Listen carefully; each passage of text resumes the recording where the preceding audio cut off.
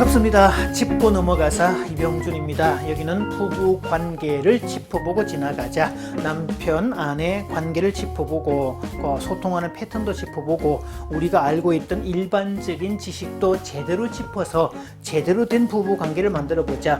깊게 결속되는 부부 관계를 만들어보자. 이렇게 해서 만들어진 코너이고요.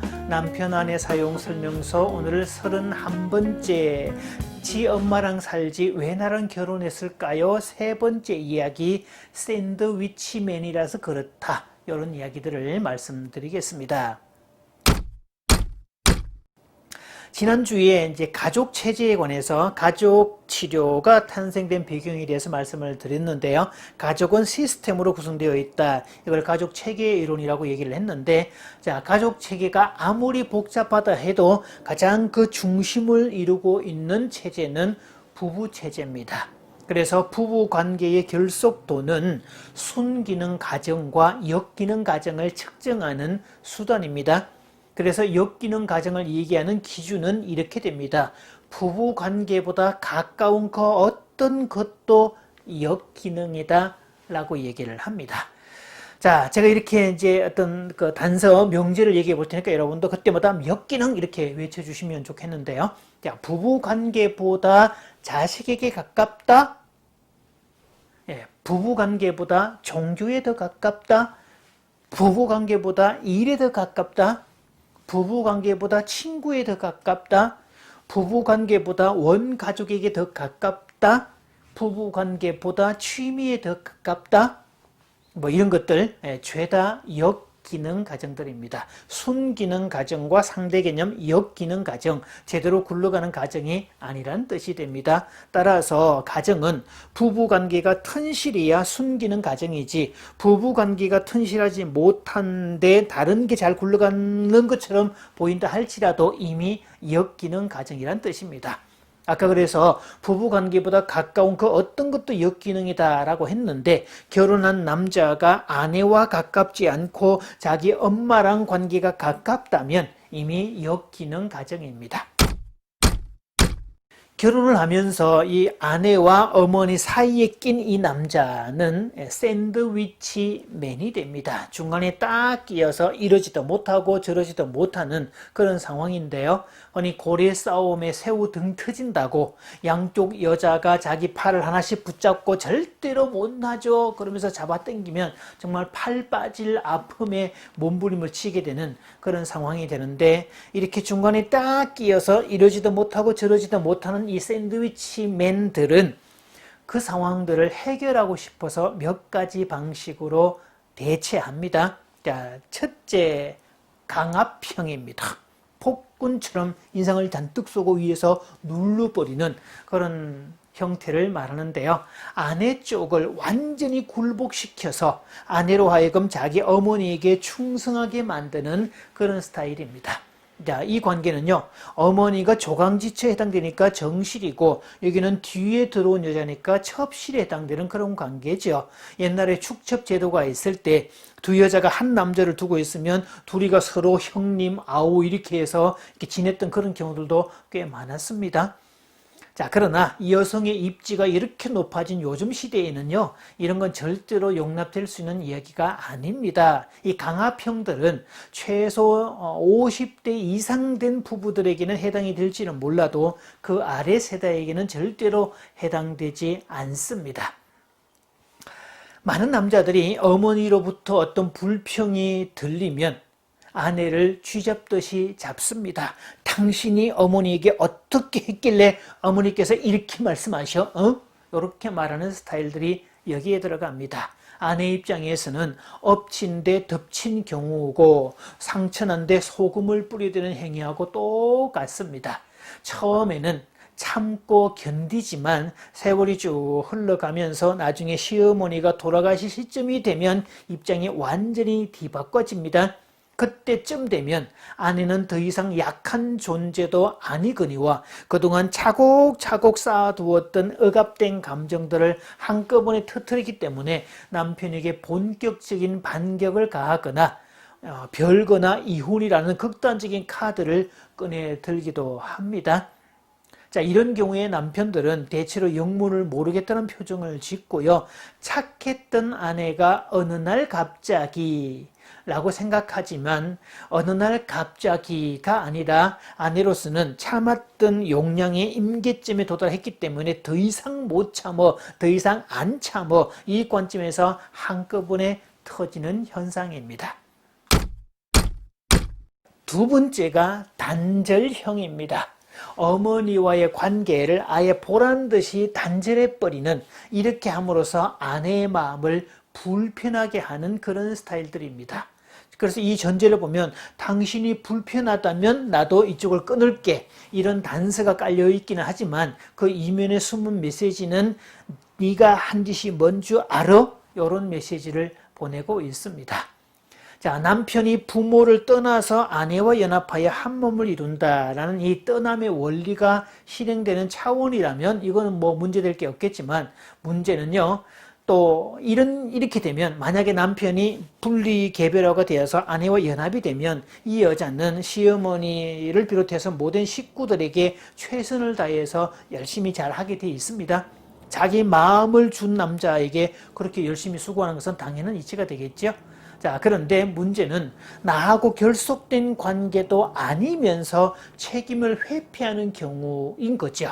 그래서 며느리로서도 불편하고 아내로서도 불편한, 양쪽이 다 불편한 관계가 되는 건데, 자, 보통 이럴 때 남자가 이쪽과 연락도 하지 않고 찾아가지도 않고 생신이나 명절 같은 것도 나 몰라라 하고 아예 그냥 다 끊어버립니다.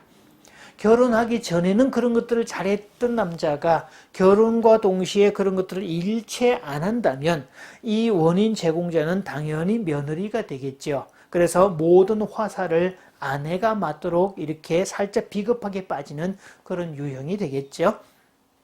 자, 세 번째, 도피형입니다.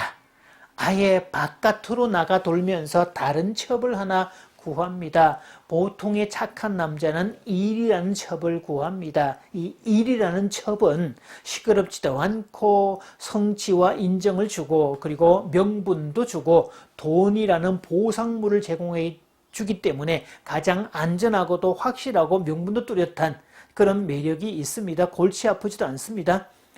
자, 또한 남자는 관계적으로 아무리 복잡해도 일이 있으면 그 일을 통해서 일에 몰입하는 순간 관계적인 복잡함을 잇는 존재이기 때문에 일이라는 것만큼 피하기 좋은 대상이 없습니다.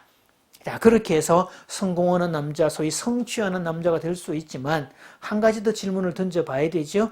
그렇게 돈을 벌어서 어디에 쓸 건지, 돈이 많아서 그 돈 가지고 어디 활용할 건지, 그런 얘기를 쓴다. 돈을 버는 궁극적인 목적이 뭔지, 그런 질문 앞에 사실은 대답할 거리가 그렇게 많지 않다는 거죠. 이게 자칫 잘못하면 가족을 위해서 쓰는 돈이 아니라 자신의 쾌락만을 위해서 쓰는 돈으로 전락할 위험이 다분합니다. 그 다음 네 번째, 비겁쟁이형입니다. 부정적이고 소극적인 행동으로 도피하는 경우입니다. 진짜 첩을 구해서 이상한 관계에 들어가 있거나 알코올 중독을 통한 또 혹은 극단적 취미생활, 이런 것들로 완전히 도피해버리는 이런 경우인데요. 이런 것들을 부부관계가 불편해서, 가족관계가 불편해서 딴 데로 새버리는 이런 것들을 탈출구라는 표현을 씁니다.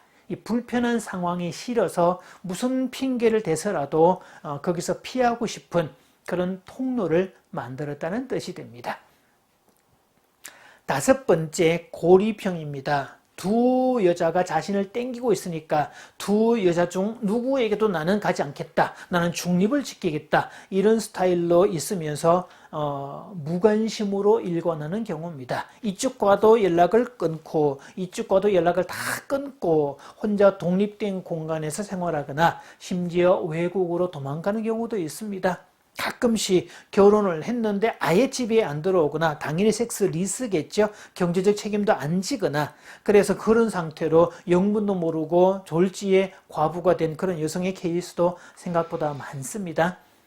자, 이런 경우 경제적 책임은 물론이고 어떤 책임도 지지 않으려고 하죠. 자, 이런 식으로 이제 두 여자가 쟁탈전을 벌이고 이 남자가 또 다른 방식으로 대처를 할 때 생기는 악순환이 또 있습니다. 이 시집온 여자가 남자가 필요한데 이 남자가 자꾸 도망을 가거나 이쪽과 결속되어 있거나 자기하고 관계를 안 하면 이 여자도 정서적으로 과부가 되는데요. 자기도 남자가 필요하지요. 그래서 그렇게 낳은 아들을 자신의 대리 배우자로 만들어서 이제 그런 악순환의 고리가 계속 이어지게 됩니다. 그런데요, 요즘 이 시어머니들의 어떤 그 비애는 젊었을 때는 그렇게 남편을 뺏기고 시집살이를 모질게 했는데 나이가 들어서 이제 어른이 될 만하니까 며느리로부터 이 남자를 또 통째로 뺏겨버리고 그래서 이러지도 못하고 저러지도 못하는 그런 경우들이 생각보다 많습니다. 흔히 요즘은 이것을 며느리 시집살이라고 얘기를 하는데요. 도리어 시어머니가 며느리 눈치를 보게 생겼다라고 한다는 거죠. 또 아들과 며느리 결혼을 해서 둘이 행복하게 잘 살아주는 게 그게 최대의 효도다 이렇게 말하는 분도 있습니다. 어느 날 아들이 엄마 나 이혼했어 그러면서 오거나 그러면서 위자료 다 뺏기고 빈털털이 돼서 오거나 혹은 새끼들 데리고 와서 엄마가 대신 좀 맡아줘 이러면서 손주들을 키워야 되는 그런 사태가 생기면 이번에 노년은 정말 힘겨운 일상이 된다는 거죠. 그래서 이게 오죽하면 어느 시골 동네는 그 시골 학교가 출산율이 저조하니까 학교가 폐교될 위기에 있었는데 갑자기 학생들이 늘어나면서 학교가 다시 부활되었다. 알고 보았더니 이혼한 자식들을 할머니 집에 맡기는 일들이 생겨남으로 인해서 할머니 집에 온 아이들이 학교를 가게 되는 이것 때문에 학교가 다시 이 폐교 위기를 면했다. 뭐 그런 이야기도 있습니다. 그래서 요즘은 시어머니들 입장에서는 그저 아들 며느리가 둘 사이에 사이가 좋게 며느리가 아들과 잘 살아주는 것만 해도 땡큐다 이렇게 말하는 경우들이 많아졌다는 거죠. 자, 좀 더 심하면요. 도리어 며느리를 위해서 시어머니가 헌신봉사하는 그런 일도 생긴다는 겁니다. 뭐 이혼을 해서 나가버리거나 그러면 안 되니까 혹은 배운 며느리라고 시골에 와서 조목조목 따지고 덤벼들거나 참견하고 막 그러면 그런 것들이 불편하고 무서워서 함부로 대하지 못한다는 그런 시어머니들도 있습니다. 그런데 이 대리 배우자 문제의 주체는 남자입니다. 그래도 칼자루는 남자가 쥐고 있기 때문에 남자가 칼자루를 힘있게 휘두르면 양쪽을 다 정리할 수가 있는 문제인데 자, 대리 배우자 남편은 일단 어머니와 먼저 정서적 혼인 관계에 있었기 때문에 이 관계부터 청산을 해야 됩니다. 자, 1차적으로는 어머니가 자기 남편, 즉 아버지와 부부관계가 튼실하도록 이렇게 연합을 하는 게 맞고요. 진짜 효도는 부모님의 부부관계가 친밀하도록 만들어주는 것, 여기에 있다는 거죠. 그래서 나이 든 부모님일수록 부부 세미나나 부부 캠프나 부부 여행이나 이런 프로그램에 자주 보내드려서 그냥 열심히만 살고 피상적으로 살아왔던 부부 관계를 어떻게 하면 친밀한 관계로 만들 수 있는지 그런 기회를 자주 제공을 해드려야 맞습니다. 자, 이 남자는 이전에는 어머니와 결속된 그런 존재였지만 내가 결혼을 했다면 이쪽에 새 여자하고 젊은 여자하고 새롭게 결혼을 했고 내가 꾸리는 가정의 주체는 이쪽이기 때문에 여기를 책임지는 존재가 됩니다. 물론 이 남자가 이 여자하고 결속이 되면 효도도 두 사람의 이름으로 할 수 있고요. 이전에는 결혼하기 전에는 남자인 자신이 효도의 주체가 되었다면 결혼한 이후에는 자신의 아내로 하여금 계속 이렇게 효도의 주체가 될 수 있도록 해야 됩니다. 하다못해 용돈을 드리더라도 결혼 전에는 본인이 용돈을 드리는 거지만 결혼하고 나면 며느리의 손을 통해서 용돈을 드리도록 그렇게 만들어줘야 맞고 뭐 물건 하나를 사서 보내더라도 이건 내가 산 게 아니라 며느리가 산 거다 이렇게 해서 아내를 자꾸 부각시켜주고 이렇게 해야 지혜로운 남편이 되겠죠. 아까도 얘기했지만 아내 입장에서는 나하고 결속이 된 남자, 이 남자하고 마음이 통한 남자, 나하고 하나가 된 남자, 이 남자의 부모님을 위해서 본인이 헌신 수고하는 거 그렇게 어렵지 않고 흔쾌히 할 수 있습니다. 그러나 정서적 혼인관계가 너무 결속되어서 영원한 첩으로 있는 입장이라면 여기는 분노가 계속 쌓일 수밖에 없을 겁니다. 자, 오늘은 자기 엄마랑 살지 왜 나랑 결혼했을까요? 세 번째 이야기, 샌드위치맨이라서 그렇더라 라는 이야기를 드렸고요. 자, 다음 시간에도 계속 이어서 말씀드리겠습니다.